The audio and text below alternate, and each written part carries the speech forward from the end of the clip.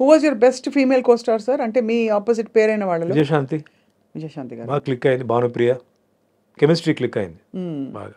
ఇలా మా సీన్ ఇస్తే డైరెక్టర్ ఆయన కాన్సెప్ట్ చెప్తాడు, ఇట్లా వస్తారు, కగులిస్తారు, తర్వాత తోస్తారు, చేస్తారు. మేము దానికి ఇంకా ఏం చేయాలి, ఎట్లా చేయాలి, ఇంకా కొంచెం యాడ్ చేసి. It is very nice and very comfortable working with Vijayashanti and Bhanupriya.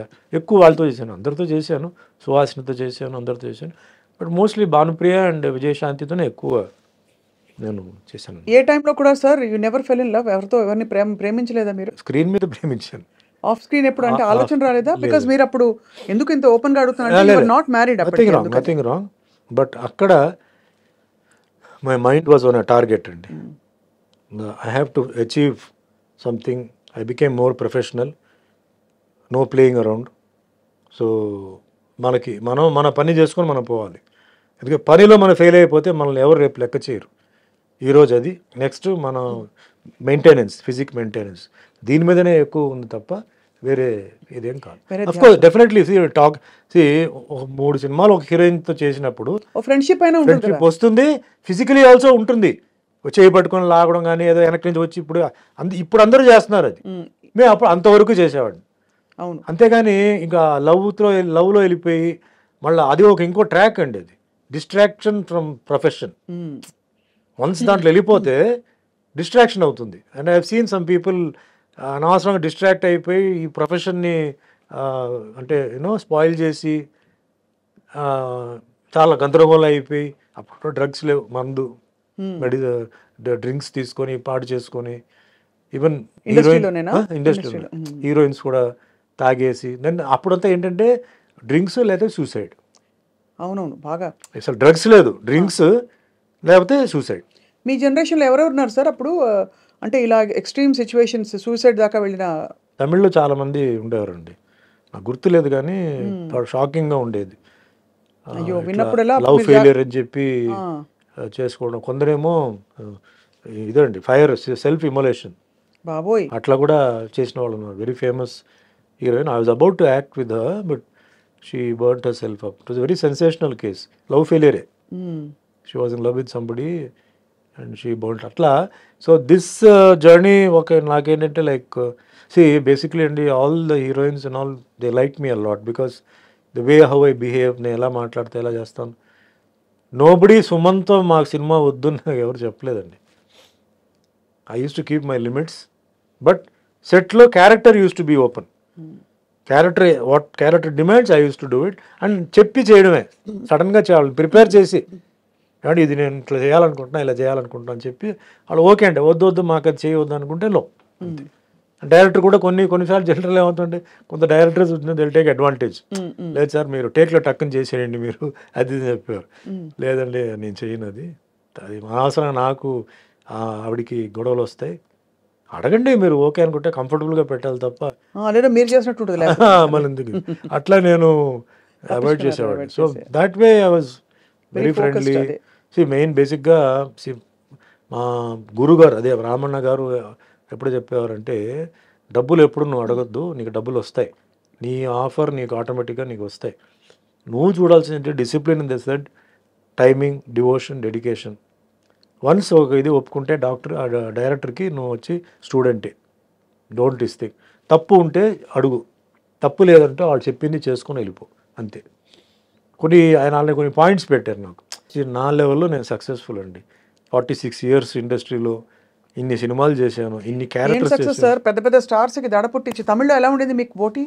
Same, చాలా పోటీ ఉంది, పోటీ ఉండేది. ఎవరెవరు సార్ పెద్ద పెద్ద స్టార్స్ అప్పటికి ఎవరున్నారు మీ సమూజీలు? కమల్, రజనీ మాకన్నా సీనియర్ అనమాట. సీనియర్, అవును. జస్ట్ ఒక కమల్ చాలా సీనియర్.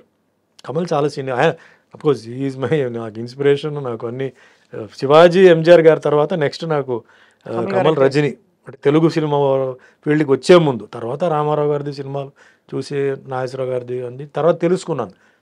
తమిళ ఫీల్డ్లో శివాజీ గణేశన్ సారు, ఎంజిఆర్ గారు మాస్ క్లాస్. దాని తర్వాత కమల్ హాసన్, రజనీకాంత్ గారు. అట్లా I was die hard fan of Kamal Haasan, was his will. First time ఎప్పుడు కలిసారు కమల్ గారిని? ఫస్ట్ నా షూటింగ్ జరుగుతున్నప్పుడే, ఆయన పక్కనే షూటింగ్ జరుగుతుంది, ఆయనది శ్రీప్రియాది షూటింగ్ జరుగుతుంది. అప్పుడు ఇదే కిట్టు ఉన్నాడు. అంటే మాకు హాఫ్ డే గ్యాప్ ఆ రోజు.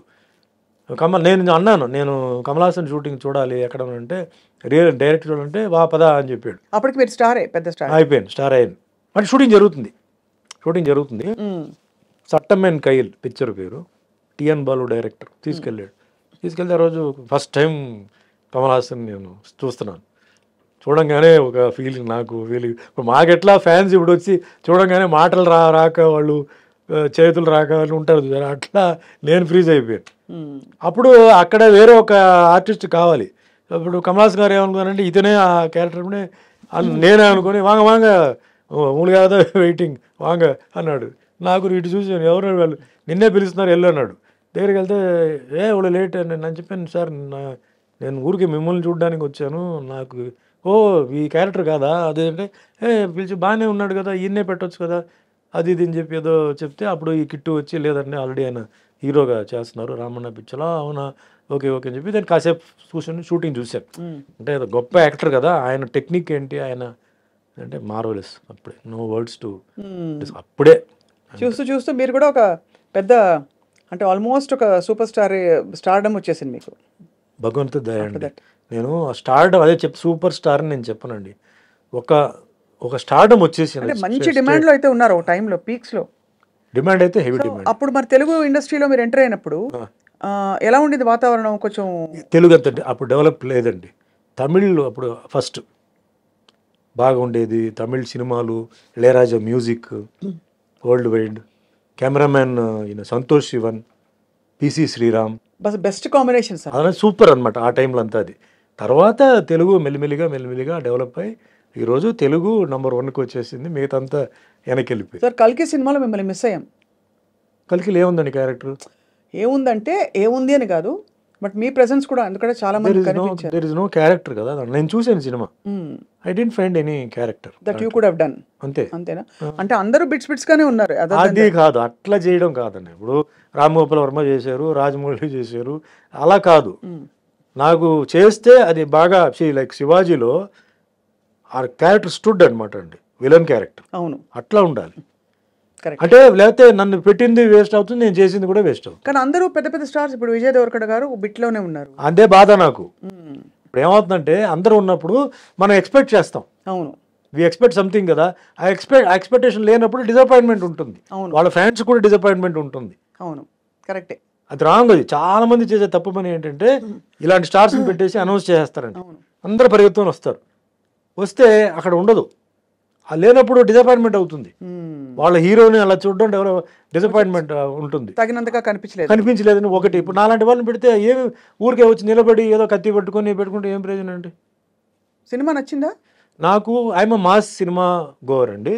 ఫ్రాంక్గా చెప్పాలంటే నాకు ఫస్ట్ హాఫ్ కొంచెం డ్రాగీగా అనిపించింది. ఒక అరగంట తీసేయచ్చు, ఎస్పెషలీ ఆ బాంబే హీరోయిన్తో సాంగ్, ఆ ఫైట్ అంతా ఉంది చూసారా, అది కరెక్ట్, అది రావట్లేదు, అది తీసేయచ్చు. Second half making wise futuristic అదంతా ఓకే. నన్ను అడిగితే ఫస్ట్ ఇస్ ద డైరెక్టర్ అండి. ఈ మన తెలుగు ఇండస్ట్రీకి ఒక హాలీవుడ్ డైరెక్టర్ ఉన్నాడు అని ఆయన ప్రూవ్ చేశాడు. గ్రేట్ నాగశ్విన్ గారు, సెల్యూట్. సెకండ్ థింగ్, ఆ సినిమాలో ఐఎమ్ సారీ టు సే అండి, Amitabh Bachchan's role is the dominant role అండి. అవును, ఆయనే ఫస్ట్ హాఫ్ అంతా, అసలు మొత్తం ఫస్ట్ పార్ట్ అంతా, next part Telugu dubbing, Telugu song ఇదంతా ఆయన చేశారు. కమల్ హాసన్ బిగినింగ్లో ఒక షాక్, ఎండ్లో ఒక షాక్.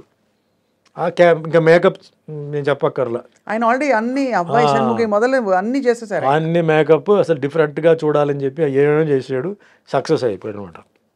ప్రభాస్ నా ఫీలింగ్ ఏంటంటే I like Prabhas should be shown like Tarzan. Is got the physique of Tarzan. నేను అది అక్కడ మిస్ అయ్యాను. ఆ హీరోయిక్ ఎలివేషన్ అంటారా? ఆయనకి ఏదో ప్లేట్ పెట్టి అది పెట్టి ఇది పెట్టి ఇదంతా ఆర్డినరీ దీంట్లో వచ్చేసింది కదా బాహుబలిలో. Repeated dressing, Baahubali type of dress and all that. Prabhas మ్యాచో muscle man. So అది ఎక్కడైనా ఒక సీన్ వస్తుందా ఏమో ఎదురు చూస్తే అది లేదు. Songs are not catchy. అంటే మ్యూజిక్ మీద ఎక్కువ ఫోకస్ చేయలేదు. మన బయటకు వచ్చినప్పుడు ఏదో సాంగ్ హమ్ చేయాలి కదా, అది లేదు. ఇది ఒక డిఫరెంట్ యాంగిల్లో చూస్తేనే నచ్చుతుందండి ఈ సినిమా. Hit movies hit, that's collected crores, అదంతా ఓకే. అదే ఫస్ట్ పార్ట్ అదే okay. Now the second part వచ్చేటప్పటికే you have to people will be thinking ఏంటి, because the hype was so much. Amitabh Bachchan, Prabhas, so many people are there, అది ఇది. అందులో మీరు కలియుగ ప్రత్యక్ష దైవం పాత్ర వేశారు కాబట్టి ఇది కూడా ఒక అవతార పురుషుడి పాత్ర, కల్కి అదే అవతార కలికి అవతారం అంతా ఉంది. నాకు అక్కడ ఏమి నేను మిస్ అయ్యన్న ఫీలింగ్ నాకు లేదు. మీకు I didn't feel. But fantastic making, Right. Ashwini Dutt గారిది మేకింగ్, సెట్స్ కానీ అవన్నీ కానీ బ్రహ్మాండం. డైరెక్టర్ ఈజ్ సూపర్ బ్రెయిన్ అండి. ఓన్లీ థింగ్ మామూలు వాళ్ళకి కొంచెం అర్థం చేసుకోవాలంటే కొంచెం టైం పడుతుంది. అవన్నీ కొంచెం మహాభారత అవన్నీ కొంచెం ఇది చేయాలి. ఇప్పుడు మాస్ గోవర్స్కి ఏముందండి ఆ సినిమాలో, రెగ్యులర్గా ఈ స్టెప్స్, ఫైట్స్, అంటే వెరైటీ ఫైట్స్ అలాంటి అంటే ఏమి లేదు, రొటీన్ ఫైట్సే ఉంది. కరెక్ట్, అవును. Nothing you know great. But as a movie is As a ఒక phenomenal తెలుగు సినిమా, this movie can be showed in Hollywood. హాలీవుడ్లో చూపించవచ్చు. Telugu Indian film, Telugu language, Indian director, cameraman I think is from foreign. So అది తెలుస్తుంది, the difference తెలుస్తుంది. Graphics బ్రహ్మాండంగా ఉందండి. Graphics అని తెలియట్లేదు. So previous films and all that though graphics అయినా గ్రాఫిక్స్ కొట్టొచ్చినట్టు కనిపించింది. కనపడుతున్నాయి. దీంట్లో బ్రహ్మాండంగా చాలా పాలిష్డ్గా చేశారు. సో ఆల్ టెక్నీషియన్స్కి, డైరెక్టర్కి, actors all put in there effort in to it. Right. Great అనమాట అది. నైస్. సుమన్ గారు, మీరు ఇందాక ఒక మాట అన్నారు, నన్ను ఎవరు మోసం చేశారో వాళ్ళకి తప్పకుండా కర్మ విల్ టేక్ కేర్ అని చెప్పి. ఎవరు మోసం చేశారు సార్ మిమ్మల్ని? అంటే తెలీదు. Were you able to trace ఎప్పుడైనా? నాకు ఎవరు మోసం చేసినది ఇంకా నాకేంటంటే క్లారిటీ లేదు. అంటున్నారు వాళ్ళు వీళ్ళు అంటున్నారు. I don't have clarity, but I'm not bother about it. At the same time మళ్ళీ భగవంతుడు నన్ను ట్రాక్లో పెట్టారు, నేను వెళ్తున్నాను, నా బండి నడుస్తుంది. ఓకే. సో ఎవరు తప్పు చేశారో ఎందుకు నేను చెప్తానంటే, మా అమ్మగారు చాలా ఏడ్చారు. అవును సార్. మా అమ్మగారు చాలా సఫర్ అయ్యారు. నేను ఆవిడ కోసం ఈ మాట అంటున్నాను. ఆవిడ ఆత్మకి శాంతి రావాలని చెప్పి నేను చెప్తున్నాను. దెబ్బ నాకు కాదు, దెబ్బ మా అమ్మ కూడా తగిలింది. నేను ఎంతో గారభారంగా పెంచి ఎంతో చేసి ఆవిడకి అది తగిలింది. అది సో నేనేం చెప్పట్లేదు, అది వదిలేస్తున్నాను. సరే కర్మలో అది నేను చేయాలి. మీ కర్మ ప్రకారం మీకు ఏముందో మీరు అనుభవిస్తారు. అది ఒక కొరియర్ వస్తాడు, చేయిస్తాడు, తప్పదు. అందుకే మీరు కొన్ని న్యూస్ మీరు చూస్తే ఘోరమైన యాక్సిడెంట్లో చనిపోయారు, ఘోరమైన దీంట్లో ఇది జరిగింది, ఆత్మహత్య చేసుకున్నారు, రోగం వచ్చి హాస్పిటల్లో ఎన్నో నెలల నుంచి ఉన్నారు. ఇవన్నీ కర్మ అండి. ఇది డబ్బు, పవర్ అక్కడ ఏమీ చేయడానికి లేదు. సో నేను దాన్నే నమ్ముతున్నాను. నేను ఎవరన్నా చెప్పాలంటే కూడా నేను భయపడతానండి. సుమన్ బోలాశంకరుడు ఏం కాదు, సుమన్ మంచివాడు. లోపల ఇంకో సుమన్ ఉన్నాడు, పిశాచి వాడు పడుకుని ఉంది లోపల. కానీ హూ అమ్మాయి, నేను ఎవరండి మిమ్మల్ని శిక్షించడానికి, మిమ్మల్ని తిట్టడానికి నేను ఎవరు? నాకు అర్హత లేదు. తప్పు చేసినప్పుడు నేను చెప్తాను, ఇది వద్దు, బాగాలేదు, చేయొద్దు. ఒకసారి, రెండుసారి, మూడోసారి నువ్వు వెళ్ళిపో అంటాను. మా స్టాఫ్ అందరూ వాళ్ళకి తెలుసు నా గురించి, అడగండి. ఎప్పుడైనా ఎన్నో తప్పులు వాళ్ళు చేస్తారు, మనుషులే కదా, ఎన్నో తప్పులు చేస్తారు. నేను చెప్తాను ఇలా చేయవద్దు అంటాను, చేయవద్దు అంటాను. దాని తర్వాత వాళ్ళు కరెక్ట్ అవుతారు. నేనెవరండి వాళ్ళని శిక్షించడానికి, కొట్టడానికి? నో, రాంగ్ అది. సో ఎవరైతే చేస్తారో ఆ శిక్ష అనుభవించి తీరాల్సిందే.